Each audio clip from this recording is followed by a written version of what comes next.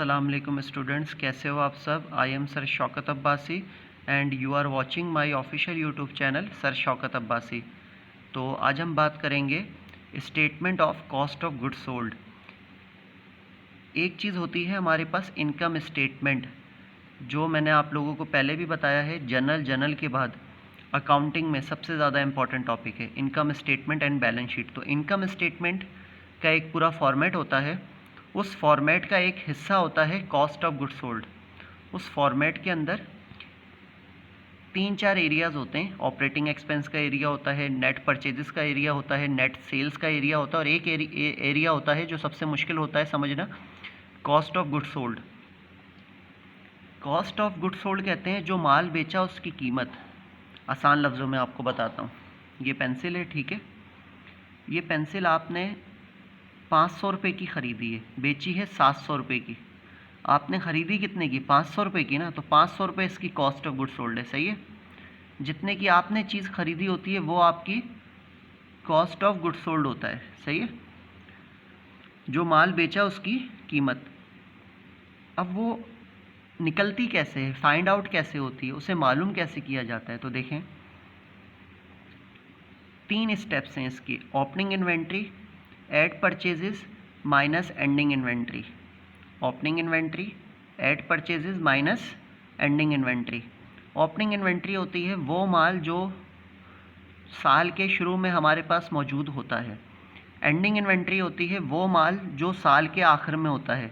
असल में ओपनिंग कुछ नहीं होती, एंडिंग होती है। जो एंडिंग होती है वो अगले साल की ओपनिंग हो जाती है। जैसे दिसंबर 31, 2019 आया, दिसंबर 31, 2019 जब ये दिन आया था, तो अगर आपकी किसी चीज़ की दुकान थी तो आपकी दुकान का सारा माल तो नहीं बिक गया था, कुछ ना कुछ माल आपकी दुकान पे पड़ा हुआ था, बचा हुआ था, मौजूद था। वो था आपका एंडिंग इन्वेंट्री।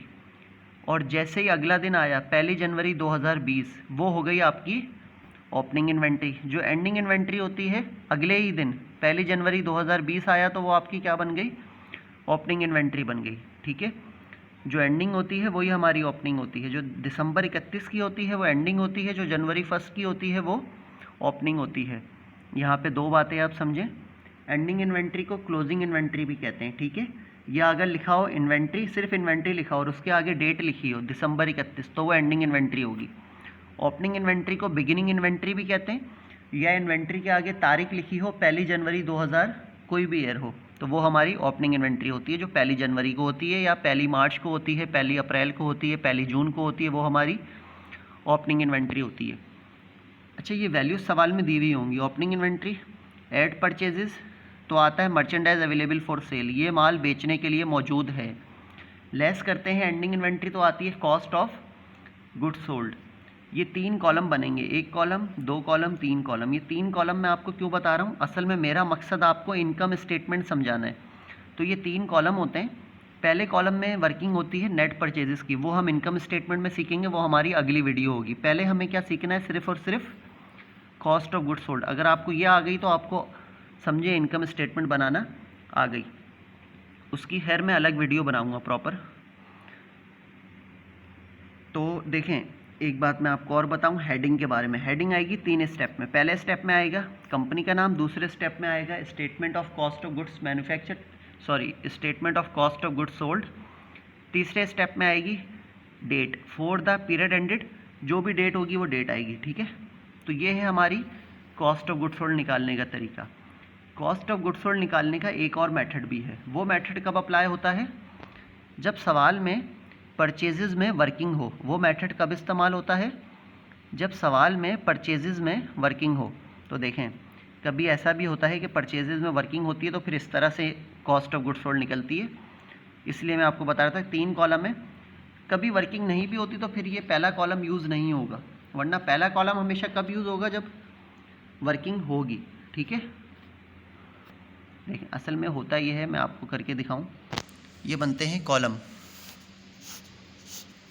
ये मैंने कॉलम बना के ही काम किया था, फिर कॉलम मिटा दिए, क्योंकि कॉलम मिटाना ज़रूरी होता है। और बनाना ज़रूरी नहीं है, मिटाना ज़रूरी है। बनाते क्यों हैं बच्चे? मैं भी बनाता हूँ हमेशा, क्यों? ताकि बच्चों को भी आदत हो बनाने की। तो आप हमेशा कॉलम बना के काम करें ताकि काम प्रॉपर प्रेजेंटेशन के साथ हो। फिर जब काम हो जाए तो फिर आप ये कॉलम मिटा दें, ठीक है। तो अभी हम इसका पार्ट भी समझते हैं। कॉस्ट ऑफ गुड्स सोल्ड का एक और मेथड भी है। इस मेथड में भी हेडिंग आएगी 3 स्टेप्स में, ठीक है। ओपनिंग इन्वेंट्री लेंगे, ऐड करेंगे परचेजेस, लेस करेंगे एंडिंग इन्वेंट्री, लेस करेंगे एंडिंग इन्वेंट्री। लेकिन इस मेथड में ना परचेजेस में वर्किंग हो रही है। क्या वर्किंग हो रही है देखें। आप पहले हेडिंग डालेंगे नेट परचेजेस की। आप बोलो सर हमें क्या पता कि कब ये मेथड यूज़ करना है, कब ये मेथड यूज़ करना है। तो देखें, अगर सवाल में transportation, custom duty, import duty, purchase return, purchase discount, इनमें से कुछ मौजूद है, अगर सवाल में इनमें से कुछ मौजूद होगा तो ये वाला फॉर्मेट अप्लाई होगा। अगर इन 4-5 चीज़ों में से कुछ भी नहीं है तो फिर ये फॉर्मेट यूज़ होगा। सही है।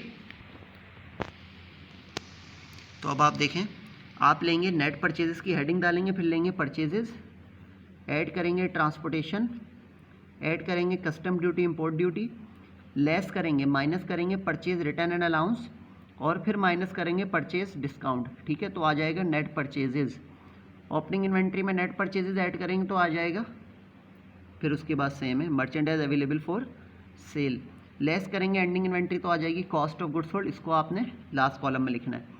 परचेज़ की वर्किंग पहले कॉलम में होनी है। नेट परचेज आ जाए मतलब परचेज़ की फाइनल वैल्यू, नेट परचेज कहते हैं परचेजेस की final value, last second column में लिखनी है। ओपनिंग इन्वेंट्री में इसको ऐड करना है, जमा करना है। मर्चेंडाइज अवेलेबल फॉर सेल आ जाएगा, ये माल बेचने के लिए मौजूद है। लेस करनी है एंडिंग इन्वेंट्री मतलब बचा हुआ माल, तो आ जाएगा आपके कॉस्ट ऑफ गुड्स सोल्ड।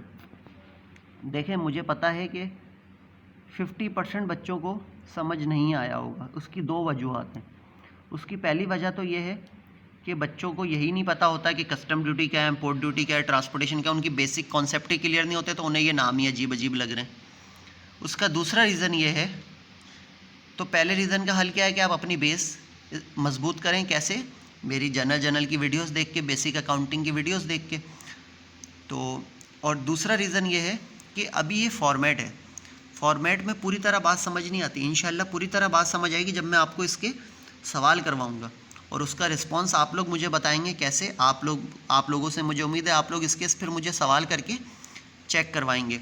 और अभी ये वीडियो बनाते हुए 12 मई है ना, तो आज जो है हमारी मीटिंग हुई है सिंध गवर्नमेंट की, इसकी मैंने पूरी एक वीडियो भी बना के डाली है। अगर आप लोगों ने नहीं देखी तो मैं आप लोगों को बताऊं कि पेपर कैंसिल होने का कोई चांस नहीं नज़र आ रहा फ़िलहाल। सिंध गवर्नमेंट बिल्कुल इस बात से मुकरी हुई है। तो ये जो है ना, ये आपका सेक्शन सी का हिस्सा है, इनकम स्टेटमेंट, और उसका एक हिस्सा है कॉस्ट ऑफ गुड्स सोल्ड। तो अगर आपने, अब आप फ़र्ज़ करें एकदम ये बोलते हैं भाई पेपर होंगे 15 दिन में, 20 दिन में, आप तैयारी कैसे करोगे? सेक्शन सी 30 नंबर का एक सवाल है, इसके अंदर तकरीबन 8-10 चीज़ें होती हैं, छोटी छोटी टॉपिक्स होते हैं। 10-15 दिन में आप कैसे इसकी तैयारी करोगे?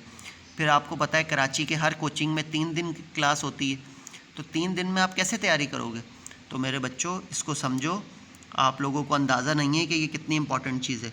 और एक बात भी मैंने एक वीडियो में बताई थी कि important talk to students after exams cancel ना, कि अगर पेपर कैंसिल भी हो जाते हैं फॉर एग्जाम्पल, तो ये आप लोगों के लिए खुशी की खबर नहीं है, ये तो आप लोगों के लिए मसला है। क्योंकि ये जो हमारी इनकम स्टेटमेंट है, ये जो हमारे कॉस्ट ऑफ गुड्स सोल्ड है, ये सारी चीज़ें तो आपने सेकेंड ईयर में आपके काम आनी है। और अगर आपने फर्स्ट ईयर में नहीं आपको आती होंगी, नहीं सीखी होंगी, तो सेकेंड ईयर में आप कैसे इसके क्वेश्चन सॉल्व करोगे? तो मेरे प्यारे बच्चों इसको समझो, इसको समझो, इसको समझो, ये बहुत इंपॉर्टेंट चीज़ है। ये ज़िंदगी भर आपका पीछा नहीं छोड़ेगी जब तक आपका कॉमर्स से ताल्लुक़ है, जब तक आपका अकाउंटिंग से ताल्लुक़ रहेगा, इससे ताल्लुक़ रहेगा। ये फॉर्मेट है, इसको समझो। नहीं समझ आता कोई बात नहीं, मैं इंशाल्लाह इसका पूरा एक सवाल आपको सॉल्व करके इंशाल्लाह वैल्यूज़ अप्लाई करके भी दिखाऊंगा कि कब ये वाला मेथड अप्लाई होगा, कब ये वाला मेथड अप्लाई होगा। जब मैं इसका आपको सवाल कराऊंगा तो उसमें भी मैं दोनों सवाल एक ही वीडियो में बताऊंगा, तो इंशाल्लाह आपको समझ आएगा। एक बात फिर आपको बताऊं, जब सवाल सॉल्व हो जाए तो ये लाइंस मिटा देनी है, ठीक है। तो उम्मीद करता हूं आपको ये वीडियो समझ आई होगी। तो आप इस वीडियो को लाइक करें और हमें कमेंट्स में बताएं कि मुझे अगला टॉपिक कौन सा पढ़ाना चाहिए। इसके अलावा और आपके जहन में जो भी सवाल हो आप कमेंट्स में पूछें, मुझे इंशाल्लाह मैं आपके कमेंट का जवाब दूंगा। और इस वीडियो को लाइक करें, दोस्तों के साथ शेयर भी करें। अस्सलाम वालेकुम, पाकिस्तान जिंदाबाद।